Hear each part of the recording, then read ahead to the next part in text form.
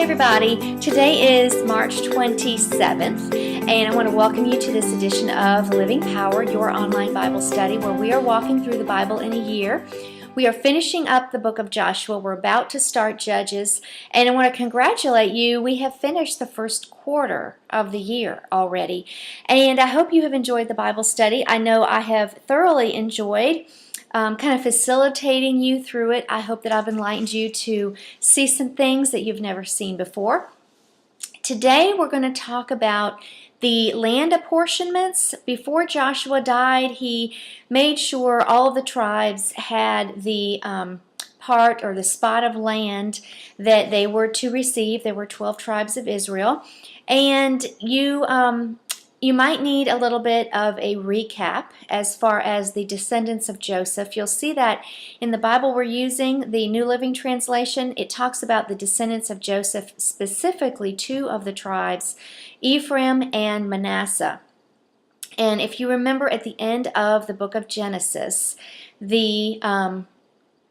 before the Israelites came to live in Egypt, Joseph was there, you remember, and during his time there, he spent, I think, 13 years in Egypt, most of it as a prisoner in prison, but he ended up telling Pharaoh's dream, and that got him out of prison, and it was, of course, a divine prophecy that Egypt would have 7 years of plenty, then 7 years of famine, and that they needed to start saving. Well, that saved Egypt and the world because, everyone was in such a famine. Those 7 years of famine were very, very tough, and actually, God ordained that to do two things. First, Joseph rose to power. He became the second most important man in all of Egypt, which is at that time was the second most powerful man in all the world. And he became the regent to Pharaoh himself. And so he became administrator of all of the land. And his family, Joseph's family, which was Jacob and all of his brothers, ended up moving there. And 400 years later, all these descendants, 2 million people or so, were slaves in Egypt. Joseph, while he was there, had two sons, Ephraim and Manasseh. And Joseph did not become one of the 12 tribes, even though he was one of the 12 sons of Jacob, but his two sons became the tribe. And remember, the tribe of Levi did not get land.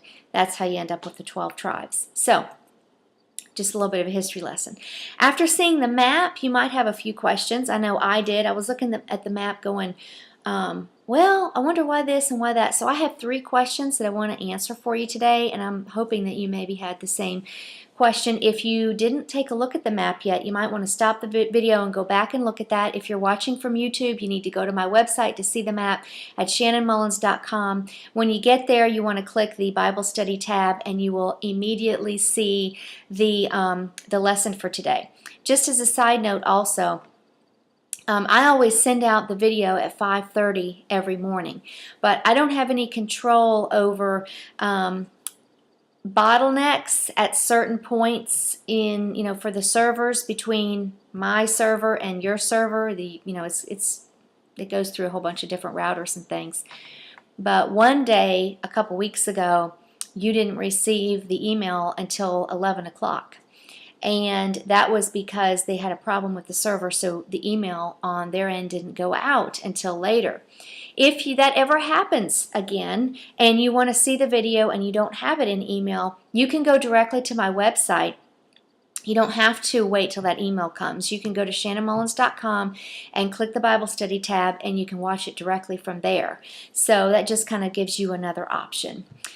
Okay, here are my questions. How did the people take Jericho so soon when it was in the absolute center of Israel?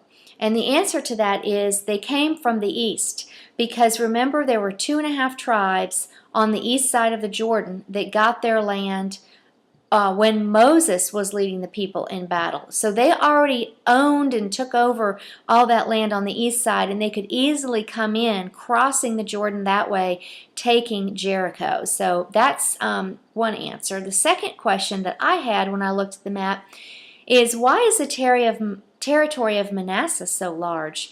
If you look back at the census numbers, they apportioned the land based on how many men aged 20 and over were in the tribe.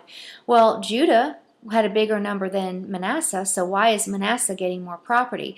I think one of the answers to that question is that, remember, there were daughters, there were women who came before Moses, and their father didn't have any sons, so they were going to lose the name, and they weren't going to have any land given to them. So some of the women of that tribe of Manasseh actually got land, and they got land west of the Jordan, which made that tribe so large. So I think that's the answer to that question. And the third question I had, why does Simeon does not have a border? It's in there mixed in with Judah. And I'm not going to answer that question today, but that is actually answered in our reading for tomorrow. So once I found that, I said, well, we'll just wait till tomorrow. In the lesson today, in the reading, you're going to see some whining and some correction today. Did you notice Manasseh was unable to occupy the towns in their area, and they couldn't drive out all the Canaanites? That's in Joshua 17:17. It says later they forced the people to work for them as slaves, but they didn't drive them out. So they come before Joshua and they say, Joshua, we've got a problem. There just isn't enough room in this territory that you've given us, and I got the feeling that they were kind of asking for more, but that's not the solution Joshua provided, was it? Joshua comes back to him and says, well, why do you think you can't drive them out of the land? And the people of Manasseh said, well, they have iron chariots, and they're big, and they're scary, and they're powerful, and we just can't do it.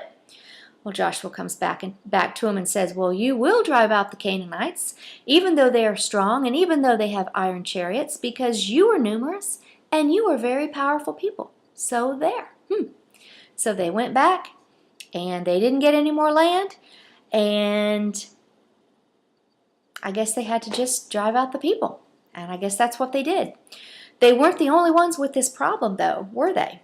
We learned yesterday that Judah couldn't take all of Jerusalem, and the Jebusites continued to live there. In one of my commentaries, it was so funny. It was saying that they couldn't drive out the people, and one of the commentary writers was saying, isn't it funny that the God of Jericho could drive out the people of Jericho, but isn't he the same God of Jerusalem? And couldn't he, if they had called on the name of the Lord, driven out the people in Jerusalem? As if the God of Jericho was not the same God of Jerusalem. Well, anyway, we don't really know. They had trouble doing it, and they didn't drive the people out. Ephraim had the same thing, could not take the town of Gezer. Manasseh had the same problem, and they had a lot of towns in their area that they couldn't drive out the people.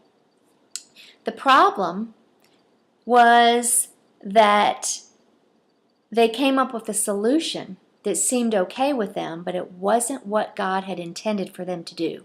The solution they came up with was to have the people pay tribute to them. Let them stay, but they will pay tribute. Now, where did they get that idea of paying tribute? It was kind of like paying taxes. I'm not sure if it was exactly the same, but kings would do that. Kings, this was probably not a concept that they came up with, for it had been going on for centuries, and it continued for centuries after this time. A king would go in and take over this vassal state, and instead of exiling the people, that wasn't common. Usually they just took over and they made the people pay tribute to them, pay money. I guess it was a kind of a tax, and that was one way that the kings would build their kingdoms, and that's what these people decided to do. So they became their slaves, and the Israelites forced them to pay tribute.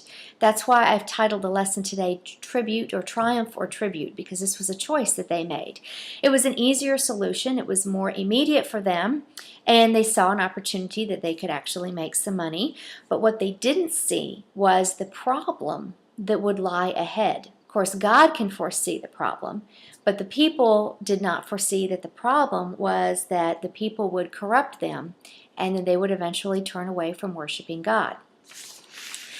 So, if we could only learn to lean on God's guidance and His direction, we would be so much better off, because isn't it so difficult when we're in life, we're trying to make decisions and we don't have all the answers and we can't see everything perfectly clearly, how important it is to always ask the Lord before we make decisions, because He can see our next step and our step after that, and He can see all of the choices all at once, and where they will lead, kind of like this network, this web. He can see all that, and He knows the best solution that will take us to the best outcome. So the question today is, are you going to settle for tribute in your life, or are you going to go for triumph? Do we let things fester in our life? Do we let certain sins kind of hang around that we just really haven't dealt with in our life, and we let them kind of pay us tribute? Or do we wipe them out and try to just deal with those things in our life that we need to deal with? We have to live life with courageous faith, just like Joshua and Caleb did, if we're not going to settle for second best. Because God doesn't want us to settle for second best. He wants us to shoot for His best. So think back over the course of your life. Can you remember a time where you felt God's presence, or you had a problem that you really needed to deal with, and you knew that the Lord helped you through that problem? Consider that the Battle of Jericho in your life. Now, think of a battle or a problem that you're currently facing. That's your Battle of Jerusalem. It looks a lot like the time before when you had a problem and God was with you then, and He helped you through that problem then, and you were victorious, but you're just not so courageous this time. So why not? What's different? What's different about this battle? What makes you think that your God of Jericho can't also be the same God of your Jerusalem today? So, God is a God of change, and He doesn't like us to stay in one place for very long. You are being called to courage, to vanquish those things in life that harm you, and to move forward in partnership with God to greater things in your life that you've never done before. Don't settle on your journey, and I'll remind you of that scripture in Joshua that I love so much. Be strong and courageous, for the Lord your God is with you wherever you go. Well, tomorrow we're going to finish the book of Joshua, and then we're going to start the Judges. So I hope this lesson has been a blessing to you. Stay with me. The history books are way exciting, and I know you're going to love it. Blessings, and I'll see you again tomorrow.